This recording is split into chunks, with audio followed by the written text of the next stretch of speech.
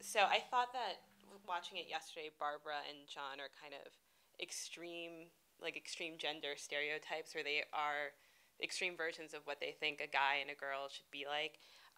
Do you think that Barbara's sort of distaste and disdain for porn plays into that? Like, is that part of it? Do girls think that guys watching porn is gross, or girls shouldn't be watching porn, or was that just a function of her character? I mean, I think girls watch porn. They probably watch more porn than guys do. I mean, you know, and I think actually, if I mean, and we talked about this a little bit, but I think that if the main problem that Barbara has is that, you know, she's being lied to, and that's what really. I mean, I think if they had a conversation about it or whatever, maybe she would be more accepting of. I mean, obviously not his addiction, but whatever. Maybe she would just think, oh, you know, that's like gross or whatever. But the fact is, maybe she could have had her opinion changed or like her mind expanded or I don't know, whatever. But the problem is really that he's lying to her. It's not that she's like so against porn that, you know, it's like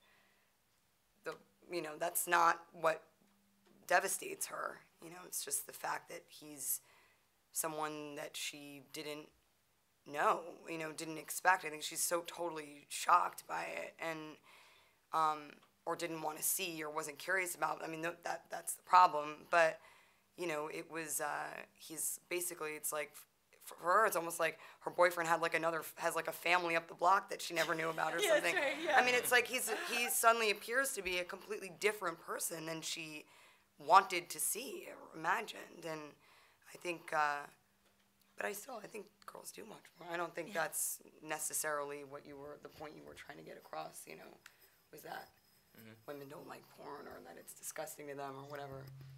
No, sure, and I don't think that either Jon or Barbara are meant to be, well, all girls are this way and all boys are that way. I think these are two examples of characters that, like you said, are really intent on fitting into dominant ideas, conventional ideas. There's you know, the character that Julie plays, Esther, is an example of someone who's very much her own person.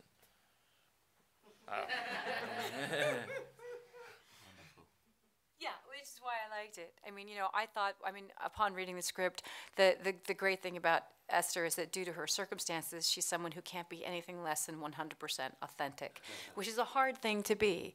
But because of where she is, she doesn't have the energy or the strength for anything else, you know. So she literally is going from moment to moment.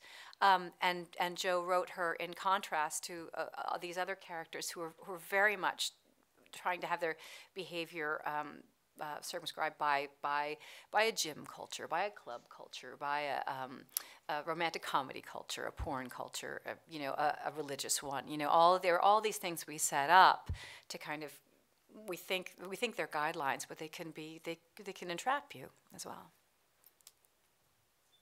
Good morning. This is for Joseph. What did you find most challenging about wearing so many hats on this project? Well, the hardest part was the very beginning alone, because I think anytime you set out to make something, anybody is going to be confronted by those voices in your head that say, you don't need to do this, someone else could do this better, you should probably just quit right now. And certainly I met those voices too, and those are difficult to overcome. I think the only reason I did finish writing the script was just because I was having a lot of fun doing it.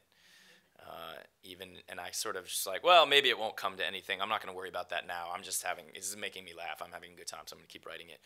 And then once I had a draft, I started showing it to people. And once I got some positive feedback, Scarlett was one of the first people that I showed it to. And when she really liked it, and we had these really interesting conversations based on what I had written, those voices of doubt started going away and being replaced by voices of real people.